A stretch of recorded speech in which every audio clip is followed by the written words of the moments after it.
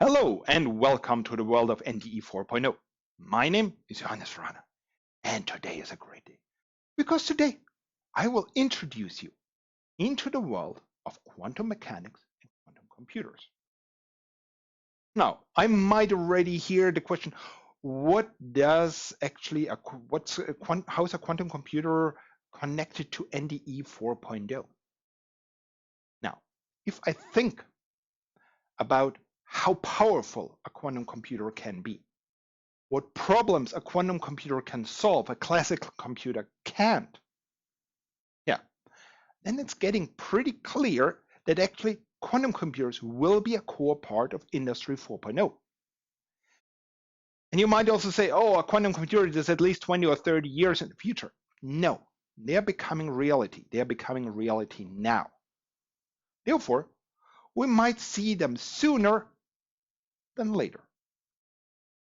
Now, what do we need to build a quantum computer? We need two quantum mechanical things. We need superposition and we need entanglement. Today we will start with superposition. And this will lead, and you can already kind of see it here in the title of this video, this will lead to the most famous, likely also most misinterpreted thought experiment in physics, Schrödinger's cat. And where do we find superposition? We find it in about every quantum mechanical system.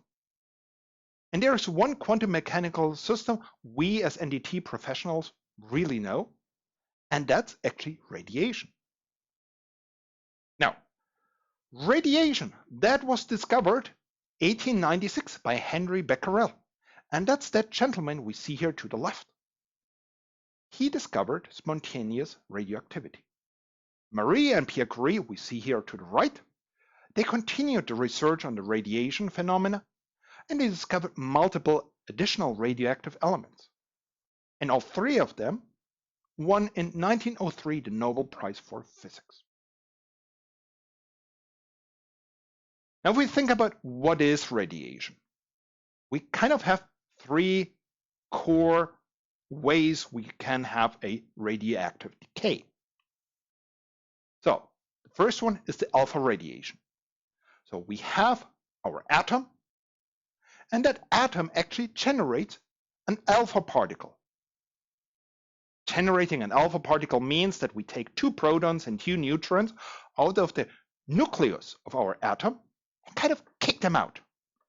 And we kick them out with, or that nucleus we kick out, that helium-4 nucleus, that has about a kinetic energy of about 5 mega electron volts, which, if we take the mass into account, is equivalent to about 4% of the speed of light. Then we have the beta decay. In the beta decay, we ionize our atom, and one electron is kind of kicked out. That electron that has about 1 mega electron volt, and the speed is actually quite close to the speed of light. Particle is a lot lighter if we compare it to the helium-4 nucleus we had in the alpha radiation. Gamma radiation, now we are emitting a photon. So what we have is we actually have a change of our atomic state which emits a gamma photon. And the gamma photon is it's an electromagnetic wave, just like we have it with the visual light or with X-ray. And actually all three of them, those radiation processes, those decay processes, they are described by quantum mechanics. Now, the radioactive decay, which a lot of people in the NDE business know, is the decay of cesium-137. We have a half-life of about 30 years, and about 94.6% have a beta minus decay. So an electron is kicked out of our nucleus with about 0.5 mega electron volts. In about 5.4% of the cases, we have a beta minus with about 1.17 mega electron volts. Now, if we had beta minus decay with 0.51, then we actually have another decay with a half-life of about 2.5 minutes, and that emits a gamma photon with about 0.6 mega electron volts. And that's actually the gamma photon we use to do our gamma ray inspections of components. Now, if we think about how we kind of learned this model, if we are trained as NDT professionals, we are trained a very classical model, which only works if we have a multitude of atoms. So something like what we have here in this small element here on the left side. Those are a couple of thousands, millions atoms. In that case, we can use the classical model where we kind of have this model. Okay, we have a certain atomic state, and then we have at a certain point in time either that decay or that decay, and afterwards we have either the top level or the bottom level. And if we have the top, then we have another decay, and then we go down in a half-life of about 2.5 minutes. So we are talking about very discrete events. We have this beta minus decay, we have the gamma event. And we say that before that, we know it was in the uppermost level, and afterwards it was in the lowermost. That's kind of how we approach this from an ET point. And then we say, okay, we have our half-life, and then we have a certain distribution of some of the atoms decay a little bit earlier, some of them decay a little bit later, and so on and so on. So that after 30 years, about half of our population of our atoms decayed. So far, so good. Now, but what happens if we don't take millions of those atoms, but just one? Is that actually really the decay process which happens? And actually, no, it isn't. If we look into quantum mechanics, then we see that actually what we really have, in the beginning, we really have a superposition of all three states. A superposition where actually our atom, that atom is at the same time in all three of them. That's what we call superposition. I know that's a lot to grasp, and it's very difficult to understand that. But actually, it's really that if we look into what we can do is we can calculate all of this using quantum mechanics. And quantum mechanics gives us really, really, really accurate results, way better than the classical calculations. And it can explain about mostly all phenomena we approach here. And that's how we can tell that actually the quantum mechanics is a good description of that process. Now, but why does it happen that we only see the atom being in one of the three states? That's because once we do a measurement of that atom, once we look onto that atom, in which state the atom is, then actually that atom takes one distinct level. That's what we call decoherence, because it loses its it loses its quantum mechanical state at the moment we do the measurement, at the moment we observe. Now, a usual person, if we speak about measurement, then we think about some device which we hold to it, and then it has a needle, and then it shows something. The rest, it's a measurement. But if we think about quantum mechanics, that's actually, it's also a measurement. But the measurement starts already way sooner. It starts once our cesium atom starts to interact with photon, or starts to interact with other cesium atoms. Once that process starts, we are getting towards a measurement, and we're getting towards, breaking up our superposition of our levels. Now, one of the fathers of quantum mechanics, Erwin Rudolf Joseph Alexander Schrödinger, he actually developed an equation which really describes how the superposition evolves over time. And that's this equation. And you see here this function which is in here, which we can calculate with his equation, and that's the so-called wave equation. That's the wave equation which describes the evolvement of the superposition over time. And he actually received in 1933 the Nobel Prize for this equation. About 2 years later, he came up with a thought experiment. And now we are coming to the misleading fact. A lot of people think that he proved something by that experiment or by that thought experiment.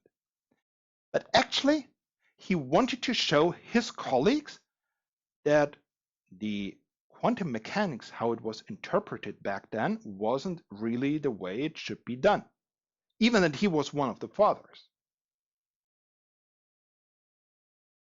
And that became this experiment he's describing, or that thought experiment he's describing in that paper in 1935.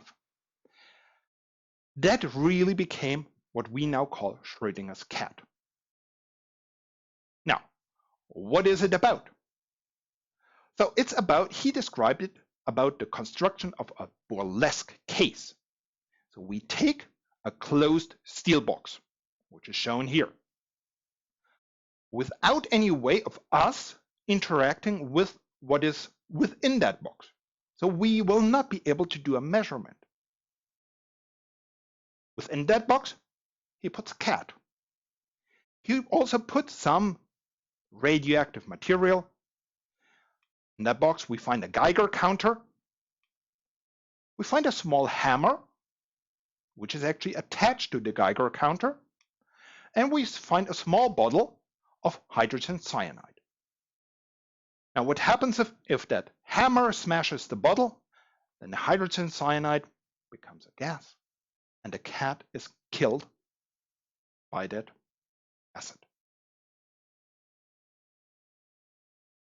Now, what happens? So we know now that actually our decay system, we have a superposition of the atom is decayed and the atom is not decayed. Both of those states, or all three of them actually. And therefore, as we have a superposition, his argument is that we also have a superposition of a photon is emitted and no photon is emitted. Therefore, we will also have a superposition between the Geiger counter measures something and the Geiger counter doesn't measure anything. We connect the instrument to the hammer, and we have a superposition between the hammer is hitting the bottle and the hammer is not hitting the bottle. And therefore, finally, we have a superposition, and that's where the very burlesque case comes up. The cat being dead and not being dead at the same time. Now, this experiment, or this thought experiment, it was disproved. What Schrödinger did here in his thought experiment, he mixed the terms or the macroscopic world with the microscopic world. He mixed the macroscopic measurement of us looking into that box with the microscopic measurement we need to have in quantum mechanics. That macroscopic measurement we have has nothing to do actually with our superposition state. If we think about it, in that box we have a cat. We have the Geiger counter. We have a lot of atoms. We have a lot of interaction. There's a lot of matter, a lot of temperature in that box. Therefore, what happens? Yeah, that superposition is gone. Already, once we put that atom in there, that superposition is either it's at that level or at that level. We don't see anything, or there is no state in between. There's no superposition. What we would need to do is actually, we would need to have an atom trap, a single an atom trap where we have a single atom. And then we could say, okay, that single atom, at some point, that single atom will actually emit a photon. And that's perhaps something we can measure, and then see whether the cat is dead or not. But wait a second. I just said again, measuring. Even if we are taking just a single photon detector, that's again a measurement. So again, it wouldn't work. But, so even that this experiment was disproved, and the good part is it led to a lot of discussions and led to people knowing quantum mechanics. And if we think about that, if we want to build a quantum computer, we said we need superposition. But now we know that for superposition really to work, we need to isolate our quantum mechanical system. We need to isolate the atom, or we need to isolate a photon so that we do not have any interaction at all. And that is actually exactly what I did for my master thesis about in 2004. We have here, and you see how much equipment we needed to actually have a single atom in an atom trap. And you can see that atom trap to my right side, on my right side. Right where we have my arm, that's where we have that atom trap. And we need all of those lasers to cool down that atom close to 0 degrees Kelvin. So that that atom really stays in there, and that atom doesn't interact with anything. And what we did with that experiment, actually, we actually worked on the other part we needed for a quantum computer, and that's the entanglement between two different particles. In this experiment, it was proving the entanglement between an atom and a photon. But that's actually something for the next video. So, therefore, thank you for watching. If you have any comments, if you have any questions, feel free to put them here in the comment section. I know that this video most likely will have been really a lot to digest. Next time I will have a video which will also have a lot to digest. It will be a video about artificial intelligence. I will try to give you a better picture what an artificial intelligence really is. As usual, you will find more information in the description. I hope you like this video. I hope you subscribe to this channel. I hope you give me a thumbs up. I hope I will see you soon. So thank you for watching. See you soon. Thank you and bye.